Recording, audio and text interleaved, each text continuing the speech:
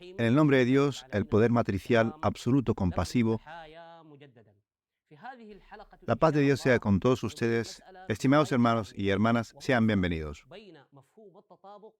Con el permiso de Dios abordaremos un tema de suma importancia que reside en las sutiles diferencias entre los conceptos de concordancia semántica y sinonimia. Existe una comprensión errónea generalizada sobre estos conceptos en el Corán, ya que muchos pensadores contemporáneos los confunden, considerando que la concordancia semántica es equivalente a la sinonimia, lo cual es un error que necesita corrección.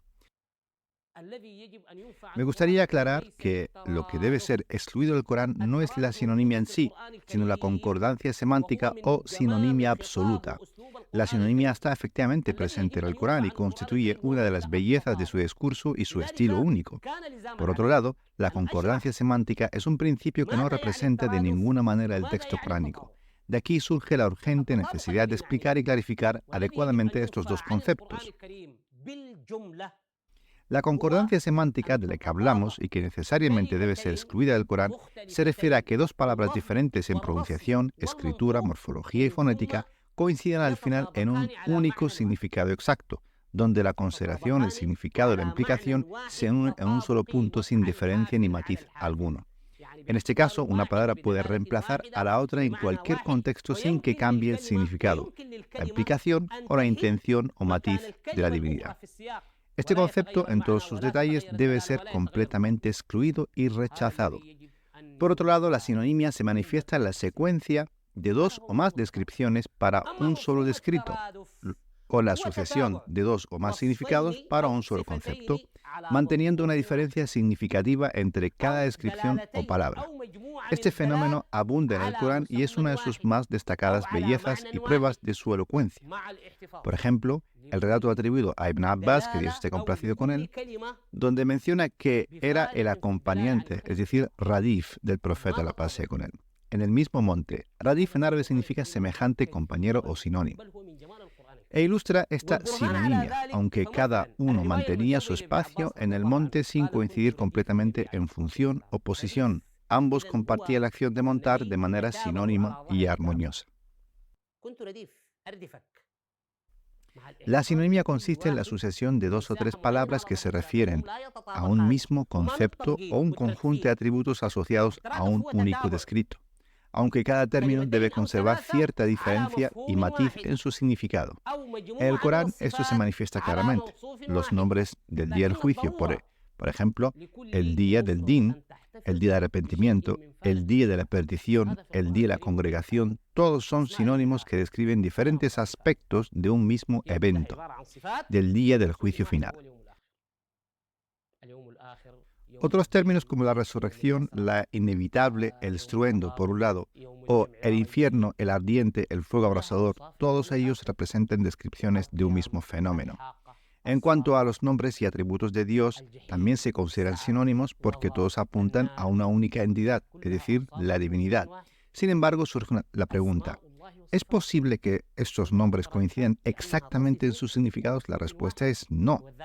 Es imposible que un nombre sustituya a otro completamente. Por ejemplo, el Corán nos instruye a decir llamad a Allah o al poder absoluto, es decir, Ar-Rahman, subrayando que cada uno de los nombres divinos ocupa su propio lugar.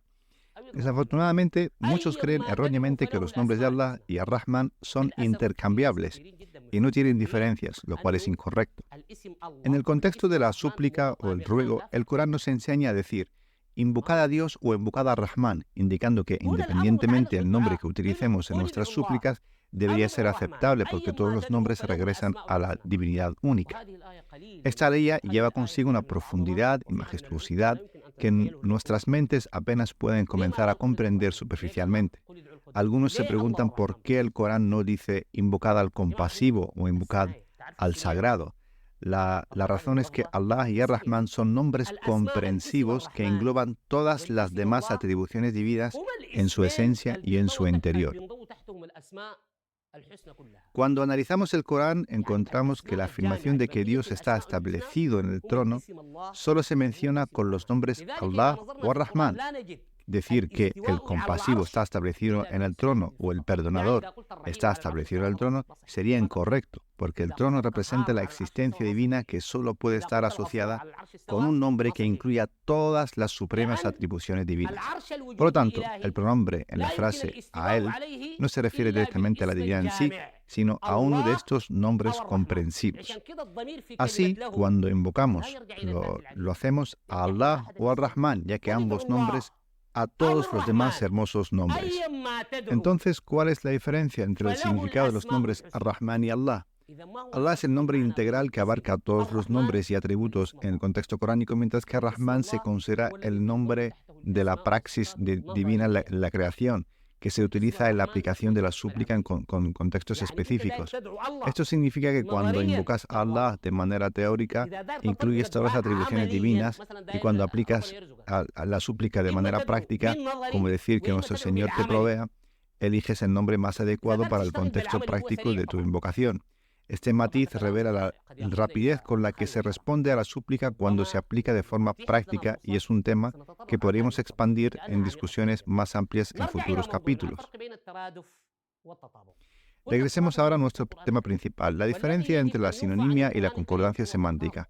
Como hemos explicado, la sinonimia está presente en el Corán y contribuye a la belleza y profundidad del texto, mientras que la concordancia semántica, que a menudo se malinterpreta en las interpretaciones que hemos recibido, es algo que debe excluirse. Desafortunadamente, muchas de las interpretaciones existentes ni siquiera distinguen claramente entre los conceptos de deficiencia, es decir, ar-raib, y la duda, ash-shak, y adoptan la concordancia semántica en lugar de la sinonimia, lo que lleva a ignorar las sutiles diferencias entre las diferentes palabras.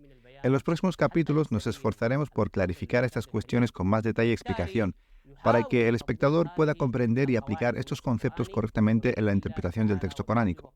Con la voluntad y el poder de Dios nos aseguraremos el máximo beneficio. De hecho, el amor por el Sagrado Corán ascenderá entre los creyentes y se reconocerá que este Corán solo podría provenir de Dios, glorificado y exaltado sea. Y hasta que nos veamos en un próximo capítulo, os dejo bajo la protección y guía de Dios. Que la paz de Dios sea con todos ustedes.